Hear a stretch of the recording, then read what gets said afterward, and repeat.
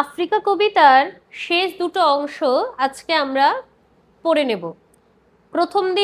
প্রথম তিনটে অংশ আমরা জেনেছি আফ্রিকা সৃষ্টির ইতিহাস, আফ্রিকার গড়ে ওঠার ইতিহাস এবং আফ্রিকার ওপর বিদেশি শক্তির আক্রমণের ইতিহাস।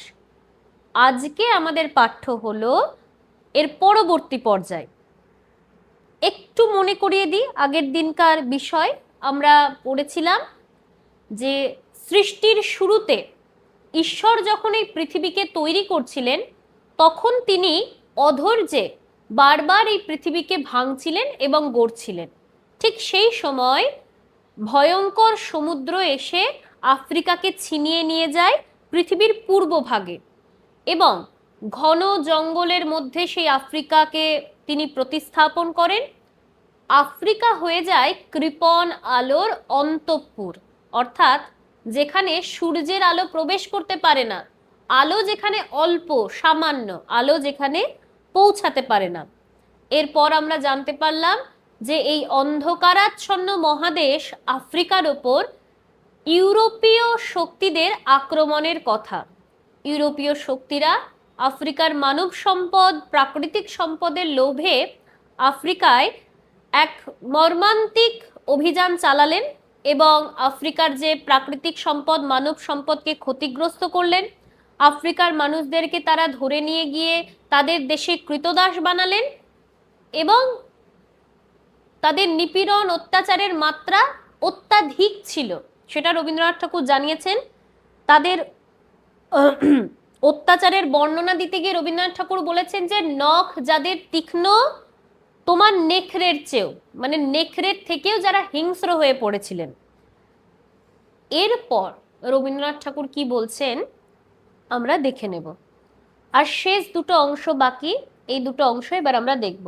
বলছেন, সমুদ্র পারের সেই মুহূর্তেই তাদের পাড়ায় পাড়ায় মন্দিরে বাজছিল পূজার ঘণ্টা। সকালে সন্ধ্যায় দয়াময় ঈশ্বরের নামে শিশুরা খেলছিল মায়ের কোলে। কবির সঙ্গীতে বেজে উঠেছিল সুন্দরের আরাধনা। এখানে কবি কি বলতে চাইছেন? পৃথিবীর পূর্বভাগের দেশ হলো আফ্রিকা, যেখানে ইউরোপীয় শক্তিরা অত্যাচার চালাচ্ছে। আর সমুদ্র পারের সেই মুহূর্তে, মানে এবার হচ্ছে পশ্চিম দিকে, পৃথিবীর পশ্চিম দিকের ইউরোপীয় দেশগুলিতে কি হচ্ছে? আফ্রিকায় যে এত বড় মর্মান্তিক ধ্বংসের পরিবেশ, এত বড় যুদ্ধের পরিবেশ, এত বড় অভিযান, এর কোনো প্রভাবই ইউরোপীয় দেশগুলির ওপর পড়ছে না। তাদের দেশের মন্দিরে পাড়ায় পাড়ায় ঘন্টা বাজছে, দেবতাদের নামে আরাধনা চলছে, শিশুরা নিশ্চিন্তে তার মায়ের কোলে খেলা করছে এবং ইউরোপীয় কবিরা যে সমস্ত কবিতা লিখছেন বা যে সমস্ত সুর বাঁধছেন তাদের ছন্দে সুন্দরের আরাধনা হচ্ছেন। মানে তারাও কিন্তু কবিতায় বা তাদের রচনায় এই আফ্রিকার দুর্দিনের কথা উল্লেখ করছে না। তাদেরই দেশের লোকজন যে আফ্রিকার উপর এত বড় মর্মান্তিক অত্যাচার চালাচ্ছে এই কথা কিন্তু তারা তাদের কবিতায় লিখছে না।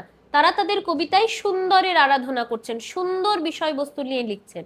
মানে ইউরোপীয় দেশিরাই যে আফ্রিকার উপর অত্যাচার করছে এর প্রভাব কিন্তু ইউরোপীয় বাসীদের উপর পড়ছে না। তারা সহজ সরল আনন্দময় জীবনযাপন করছে। শেষ অংশে কবি বলছেন, আজ যখন পশ্চিম দিগন্তে প্রদোষকাল, ঝঞ্ঝা বাতাসের ঊর্ধ্বশ্বাস, যখন গুপ্ত গহ্বর থেকে পশুরা বেরিয়ে এলো, অশুভ ধ্বনিতে ঘোষণা করলো দিনের অন্তিম কাল। এসো যুগান্তরের কবি, আসন্ন সন্ধ্যার শেষ রশ্মিপাতে দাঁড়াও ওই মান হারা মানবীর দ্বারে, বলো ক্ষমা করো। হিংস্র প্রলাপের মধ্যে সেই হোক তোমার সভ্যতার শেষ পুণ্যবাণী। এরপরে রবীন্দ্রনাথ ঠাকুর প্রতিবাদী হলেন। এবার তিনি আধুনিক যুগের যুগান্তরের কবিকে আহ্বান জানালেন যে তোমরা এসো, এসে এই যে আফ্রিকা কবি তাকে কিসের সঙ্গে তুলনা করেছেন? মান হারা মানবী, মানে যে তার মান সম্মান সবকিছু খুইয়েছে, সেই মানহারা মানবীর দ্বারে, মানে দরজার সামনে এসে হাত জোড় করে দাঁড়াও। এই যে অপরাধটা হলো আফ্রিকার সঙ্গে, এর জন্য তার প্রতি ক্ষমা প্রার্থনা করো। তাই কবি বলেছেন যে বলো ক্ষমা করো, আর সেই হোক তোমার সভ্যতার শেষ পুণ্যবাণী। মানে এই ক্ষমা করোটা, এই কথাটুকুকে কবি বিশেষভাবে গুরুত্বপূর্ণ দিয়েছেন। কতটা গুরুত্বপূর্ণ দিয়েছেন যে কবি ক্ষমা করোকে বলছেন এটাই হোক সভ্যতার শেষ পুণ্যবাণী। আর প্রথমে বলছেন পশ্চিম দিগন্তে প্রদোষকাল, ঝঞ্ঝা বাতাসে রুদ্ধশ্বাসে।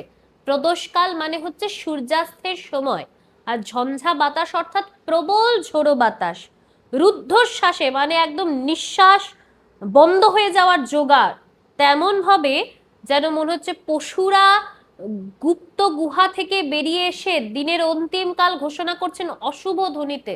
মানে আফ্রিকার সঙ্গে যেটা করা হয়েছে সেটা ঠিক করা হয়নি, সেটা তারাও জানাচ্ছে, পশুরাও জানাচ্ছে। আর তখনই কবি যুগান্তরের কবিকে আহ্বান জানিয়েছেন, বলছেন যে তুমি এসে আফ্রিকার সামনে দাঁড়াও, হাত জোর করে তার কাছে ক্ষমা প্রার্থনা করো, আর সেটাই হবে সভ্যতার শেষ পুণ্যবাণী। এইভাবেই আফ্রিকা কবিতাটি রবীন্দ্রনাথ ঠাকুর সবিস্তারে এক সুন্দর ছন্দে রচনা করেছেন, যেটি ক্লাস 10-এ তোমাদের পাঠ্য।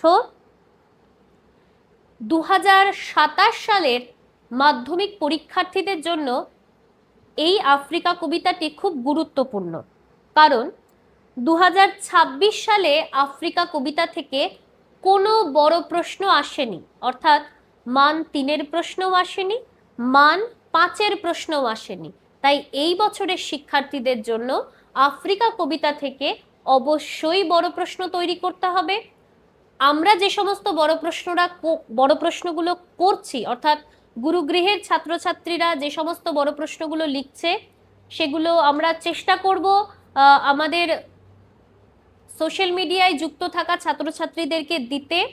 তোমরা এটা ভালো করে পড়াশোনা করো, আশা করি তোমরা এই কবিতাটা ভালো করে বুঝতে পেরেছো, এবং কিছু সমস্যা হলে কমেন্ট বক্সে জানাবে। ধন্যবাদ।